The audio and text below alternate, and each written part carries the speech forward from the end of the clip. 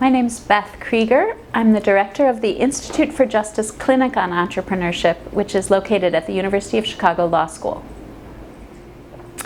I grew up in the suburbs of Chicago, and after my schooling and my clerkships, I moved back to Chicago and moved into the city for the very first time as an adult in 2003. What do I love about Chicago? That's a hard question to answer. It's so beautiful. I was raised to believe it's beautiful, so I'm not sure if how objective that is, but every time we drove into the city when I was growing up, my parents would say, "Isn't it a beautiful city?" And that's my reaction every time I come into the city as well. But it's such a diverse city. There's so many nooks and crannies of Chicago, so many places to explore, so many places to discover, so you can never get tired of Chicago. I also believe that Chicago makes you strong because of our weather, so I never complain. Well, I maybe sometimes complain, but I try not to complain about the weather in Chicago because I think it makes us hardy. Well, one challenge we face in Chicago, of course, is the wide gap between neighborhoods. We love the fact that we have so many different neighborhoods and such diverse neighborhoods, but it is a tragedy that people living on different sides of the city live such different lives, have such different access to basic resources like transportation and grocery stores.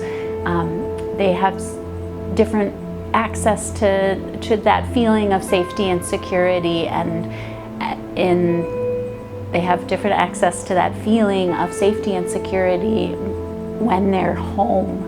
And so that's something that we all need to think about in Chicago and fight to improve.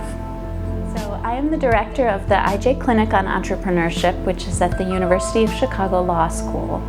That means I'm a lawyer and I'm a teacher, I'm a watchdog and an advocate for low-income entrepreneurs. I teach law students how to practice law, and we work with clients who are low-income entrepreneurs. We work with them on the wide variety of legal issues that they face, from getting the business started to hiring a staff, to paying taxes, to figuring out what the heck the law means for their business to get licensed and comply with the regulations. But we don't just represent our clients, we really try to advocate for entrepreneurs around the city. And we try to be a watchdog for entrepreneurs so that we can identify where the law is getting in their way. I like to say that we work for people with tiny budgets and big dreams, and those people can't afford to hire a lobbyist. They can't afford sometimes to hire an attorney to even review the law and figure out what it says.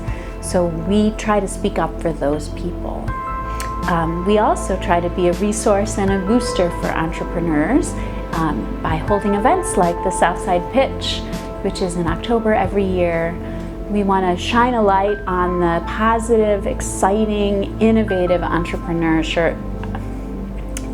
We want to shine a light on the innovative, exciting entrepreneurship happening in the parts of our city that may not be connected with the idea of high-tech entrepreneurship or incubators, but those areas and those neighborhoods are full of exciting entrepreneurs too. Well, I have been excited about thinking about how the law can help increase and support and encourage creativity in our country and in our world since I started law school. And when I found out that there was a job like the job that I now have, I almost fell out of my chair. It's such an amazing opportunity for me to be in an academic environment, to think hard about how the law works and how it affects creative people in our city, but also to be out there helping people, counseling people, guiding people as they take those first brave steps towards starting a company. The clinic got started because we saw a need both in legal education and in the city of Chicago to think about low-income entrepreneurs and to make sure that the law was clear and clean for them, that they would have economic liberty, that is the freedom to pursue their dreams without the law pushing them back. Our attorneys at the IJ Clinic right now, we have 2 attorneys and neither of us is fluent in any language other than English. So our communications to our clients have to be in English, and I'm not comfortable drafting an important legal document that I can't read. However, we have worked with clients and communities with different languages. We've worked for many years with the Association of Street Vendors in Chicago, and many of those street vendors are primarily Spanish speakers, but we've successfully worked with their board members and their leaders who do speak English to help them get their licenses and organize the association to succeed. So the zoning code in Chicago is very complicated and unclear, and the zoning map in Chicago is very complicated and unclear. The combination of a complicated zoning code and a patchwork zoning map makes it very hard for a new entrepreneur to figure out where a business can start. Some entrepreneurs don't even know to check whether there's a zoning law that determines where they can start their businesses. So the problems that we see as lawyers for low-income entrepreneurs include people who signed a lease or poured money into a space that they believed was perfect for their business, only to find out later when they went to get a business license that they're not allowed to have that business in that space, or perhaps that there's an expensive, lengthy process they have to go through to be able to have the business in that space. We encounter entrepreneurs who live and want to start their businesses in neighborhoods where the aldermen have tried to downzone all of the property so that no one can start a business without going through the aldermen and getting the zoning code changed.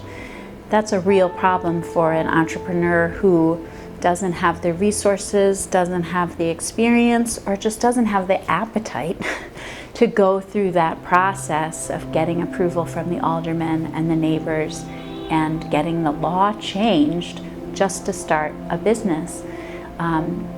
It's very expensive to pay rent or a mortgage on a property that you're not allowed to use yet, and you don't even know for sure you're going to be allowed to use. So those are some of the problems that we encounter and that our clients encounter. Those are some of the problems we hear about in the community. Here's an example. Anyone who's starting a barber shop or a beauty salon or a nail salon that will be in 1,000 feet of another beauty shop, barber shop, or nail salon has to get special use approval to open up in a business district. Now, a lot of people aren't going to realize that. They might not know what's in 1,000 feet of their location. They might sign a lease for a location, excited to start that business, head to City Hall and apply for that license and be told, well, you need special use approval for this. They're locked in at that point. And the application fee is $1,025. You have to give notice to the property owners around the property. You have to hire a real estate expert to testify for you at a hearing before the Zoning Board of Appeals. We've heard from a small entrepreneur that she spent $10,000 to get from start to finish through a special use approval process. And that's not even counting the rent that she was paying while she waited for approval to use her space. So barbershops, beauty salons, nail salons, these are businesses that are often the first step into entrepreneurship, the dream of someone who has a great talent and a great customer base, and a dream to turn that talent and that customer base into a business. But instead of welcoming that in Chicago, we say you've got to pay a lot of money, you've got to wait a long time, you've got to get the approval from the right people, and by the way, subtext, you've got to get your alderman's approval. That's a lot to put on a new entrepreneur with a tiny budget. We try to represent our clients on whatever they need. We try to be their general counsel, and we work intensively with our clients, usually for several years. So when we have a client who's looking at opening a space, our first advice is you've got to check zoning. Don't even start looking until you know exactly where you can go. We've seen too many hearts broken by leases and investments in property that wasn't properly zoned. So we try to interpret the zoning code and figure out where our clients can go. And if we take on a client who's going to try to change the zoning code, try to get an amendment, or try to get a special use approval for a property, we would represent the client through that process as well.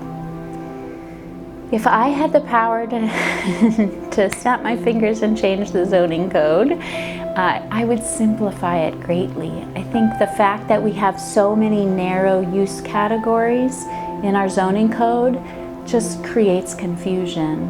When you have a business that wants to do a mix of things, and when you have a business that's innovating by combining different ideas, for example, a business that wants to have a play space where the parents can get coffee while their children play, or an entrepreneur who wants to have a doggy daycare where she can sell doggy treats and doggy toys. Those shouldn't be completely twisted up like pretzels by the zoning code, because their different activities point in completely different directions. It's like the Scarecrow in The Wizard of Oz saying, you've got to go this way. So if we had just very broad categories in our zoning code, then I think we would avoid a lot of this confusion.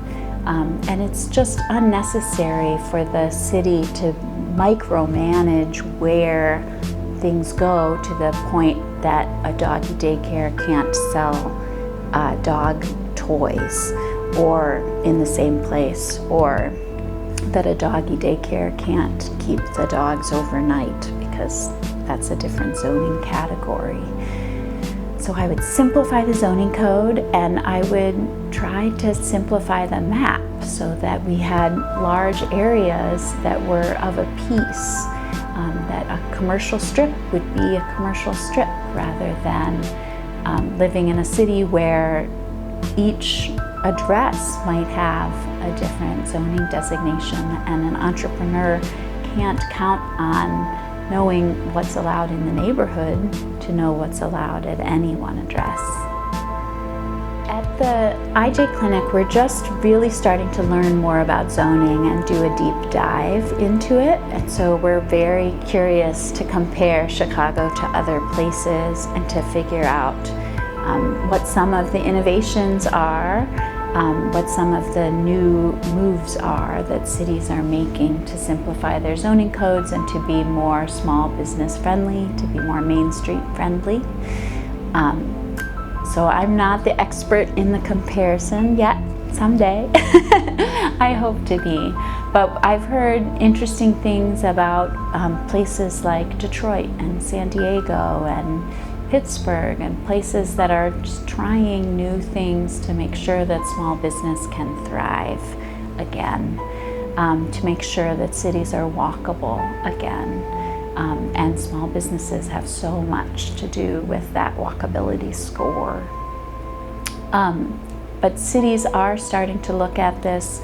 Urban planners are trying to look at zoning codes and trying to figure out how to simplify the codes so that people can get started in their businesses and creating their neighborhoods instead of spending months trying to understand the code. Well, as many law school graduates do, as many of my students do, I started out my legal career working for a really big firm, which was full of brilliant lawyers doing high-end, exciting work. But I found that there was something missing for me in the gratification department. So in my work, I want to be intellectually stimulated and personally gratified. I take one, but I really want both. And I wasn't finding that both those bells were ringing when I was in my first job as a lawyer at a big firm. And when I found out about the opportunity to work at the IJ Clinic on Entrepreneurship, I was just astonished at the possibility to have the intellectual stimulation of working in an academic environment and thinking about the big issues, the macro issues, but also to have the personal gratification of teaching students, and even more so working with entrepreneurs who couldn't afford a lawyer, but need lawyers because the law is complicated and entrepreneurship is complicated. They're thinking through relationships with their co-founders and with their landlords and with their suppliers. So even if the law was hands-off, they would would need help. But when the law is as oppressive and restrictive and confusing as it is, they need lawyers all the more. So now in my work, I work for clients who are exciting, passionate, brave entrepreneurs. They're working hard to change their own lives, to change their neighborhoods, to change the world. And I get to be a part of that and to help them steer their ships to safety. So the work is complicated, it's difficult, it's intellectually stimulating, but it's so personally gratifying. And as a side, I work with people who make great cupcakes and great tamales and make beautiful necklaces and do all sorts of fun things that I get to enjoy too. There is a vast difference between the theory of law and how it might work and how laws get written, and the actual messy real world of people making decisions based on incomplete information and whether they're hungry or tired or in love.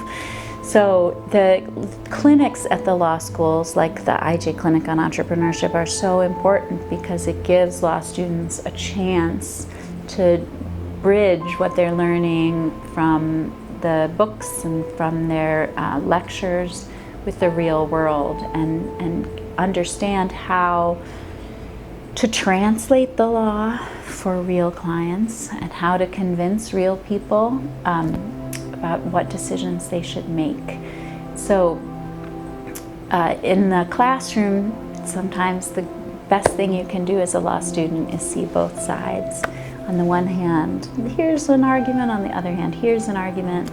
When law students are working with our clients, they need to come up with an answer. And I think it brings students face to face with the fact that the law is not clear, and there aren't always answers, and sometimes the people in government who are supposedly enforcing and making these laws don't understand these laws, and that these relationships are complicated and messy, and that it's about real people with their livelihood at stake in the case of our work. So that's why I think the law clinics are so important, because they give law students the perspective of how the law impacts real people. If you were sitting in a law class and someone told you about what the license was to become a barber and what the zoning was to have a barber shop, I don't think you would find that law very interesting just on its face.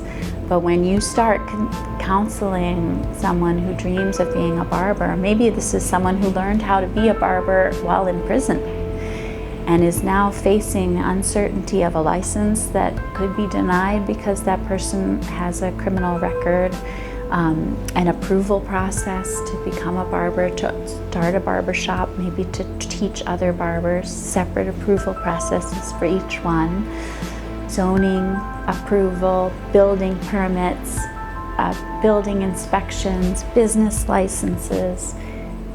It changes your whole perspective on what it means to be an entrepreneur and what it means to write a law.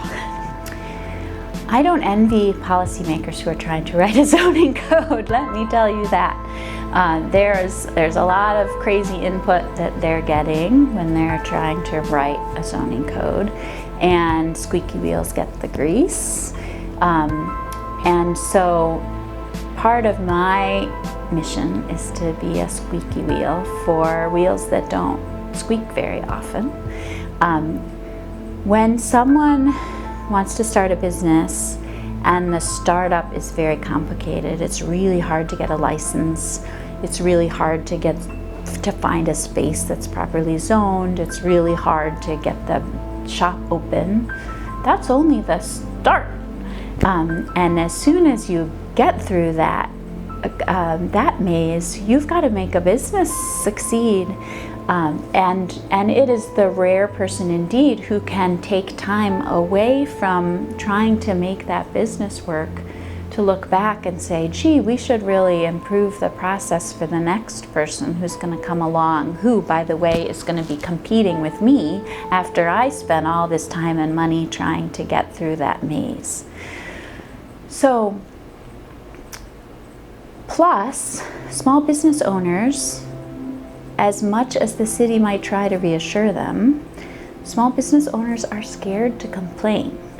They're worried that if they complain about the licensing process or they complain about the inspection process, that they're going to be scrutinized and cited for any little thing that goes wrong. And when the codes are super complicated, there's always something you could be caught for doing wrong, because it's impossible to be perfect when there are 5,000 rules you have to follow. So small business owners are not in a great position to lobby for the law to get better.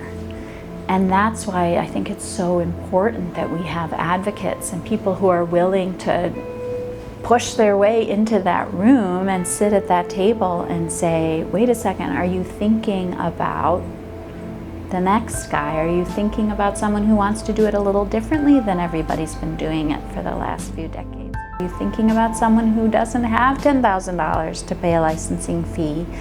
Are you thinking about these people? So that's what the IJ Clinic on Entrepreneurship does, because if we don't leave room, if we don't leave space, if we don't create freedom for people to do things differently, to start new things, we're just going to stultify. We're going to be stuck. But it's very hard for the policymakers to, of course, predict what's in the future, but even to attend to the concerns about those little guys and those future guys when they have the current establishment, flexing their muscles and knocking down their door and yelling at them. So again, it's the mission of the IJ Clinic to be a voice for those creative, lower income entrepreneurs who are just getting started, or we hope will start soon. Yes, so the IJ Clinic works intensively with a small number of clients. We're their lawyers, and we try to solve their problems, help them solve their problems. But we're also striving to be a resource and an advocate for low-income entrepreneurs all around the community. So we try to listen to what entrepreneurs are saying. In the past year, we've celebrated our 20th anniversary at the IJ Clinic, and we took that as a milestone where we should go on a listening tour and really ask entrepreneurs who are out there building businesses what makes things hard, what makes things easier, so that we could advocate for the reforms that really make the most difference. And we try to be a resource for people in the mayor's office, for the aldermen, for people in Springfield, and working for the governor, so that they can understand the perspective of the small business owner, so that we can speak up for economic liberty, so that we can explain how some of the laws that they're contemplating, or some of the laws that have been around for a long time, make it difficult or impossible for someone to start a new business. If you're planning to start your own business, my best advice is to think through I'll start over.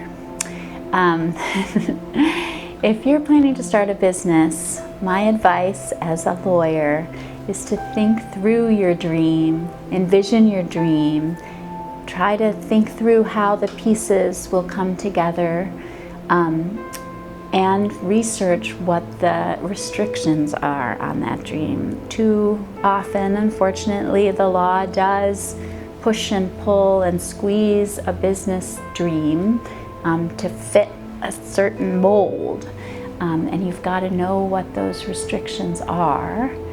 If those restrictions make your dream impossible, come tell the IJ Clinic on Entrepreneurship. We'd love to know, to see if we can research it and try to push back. Sometimes the laws that make a dream impossible are just outdated or unconstitutional. Sometimes they're there only to protect the people who are already in business.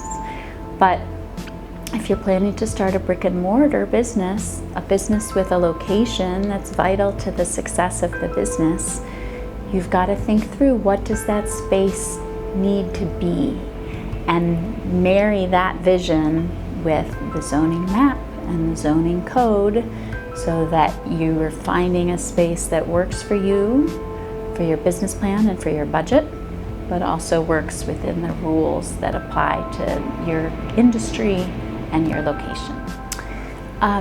Small businesses in Chicago are lucky to be in our city of neighborhoods, because almost every neighborhood in our city has a neighborhood chamber of commerce, and the people who work in those chambers are amazing resources, from what spaces are available in this neighborhood, to how do I talk to the alderman, to what are the rules, how do I get a sign permit.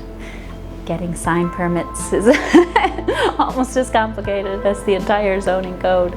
And so I really recommend that people take advantage of those neighborhood chambers. There are a lot of those neighborhood chambers and other organizations that are designed to be small business development centers. So they're a great place to start. Chicago also has a number of new and exciting incubators. They're not just for high-tech businesses. They're excited to welcome entrepreneurs with a whole variety of ideas. There's the Polsky Center at the University of Chicago, there's 1871, there's Blue Lacuna. There are so many different incubators, and there are specialized incubators and accelerators for manufacturing and for food businesses. So starting a business in Chicago is kind of like standing on the shoulders of giants, because you can take advantage of real experts and advisors, and of course the community of other entrepreneurs that gather around those chambers and incubators and gathering spaces. The city of Chicago is very active in trying to fund these resources, and they subsidize the small business development centers. They've funded places like the Hatchery, which is a shared kitchen and food incubator.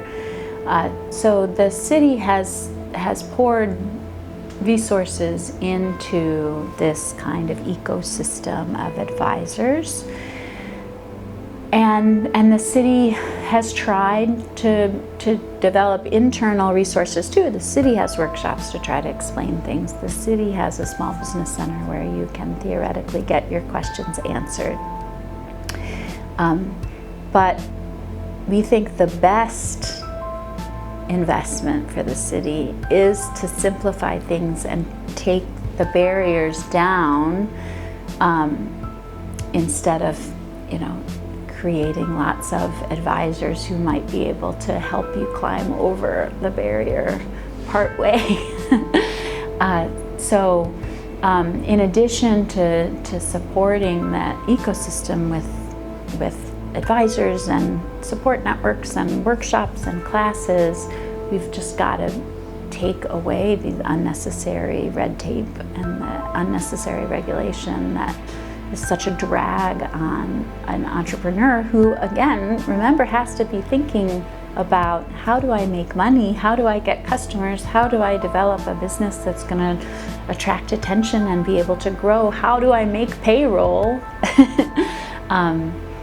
The law and zoning and red tape should be the last thing that they're thinking about if they're going to build successful businesses. As long as those businesses are safe and wholesome and productive in their neighborhoods, we should let them experiment and flourish. Great. How's Business is a podcast from the Institute for Justice Clinic on Entrepreneurship. Every episode is an interview with a small business owner from Chicago. We've interviewed entrepreneurs from every corner of the city and every industry. So if you're curious about how someone starts a denim manufacturing business in Chicago, or how does someone start a food truck, what's the process for getting a yoga studio off the ground, listen to How's Business. You can find us on the website howsbusinessshy.com and subscribe and listen.